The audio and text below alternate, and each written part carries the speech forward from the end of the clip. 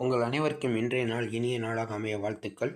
இன்றைய பஞ்சாங்கம் 20/1/2026 செவ்வாய்க்கிழமை. விசுவாவசு வருடம் தை மாதம் 6ஆம் நாள். வடக்கு சூலம் வளவிரை காலம். திவிதி திதி இன்று ராகு காலம் 3 மணி மதியம் 3 மணி முதல் 4 மணி 30 நிமிடம் வரை. நல்ல நேரம் காலை 7 மணி 30 நிமிடம் முதல் 8 மணி 30 நிமிடம் வரை. மாலை 4 மணி 30 நிமிடம் முதல் 5 மணி 30 நிமிடம் வரை. இன்று சந்திராஷ்டமம். மக்கள் ஜோதிடர் முருகன் 9786788988. இன்றைய ராசி பலன்.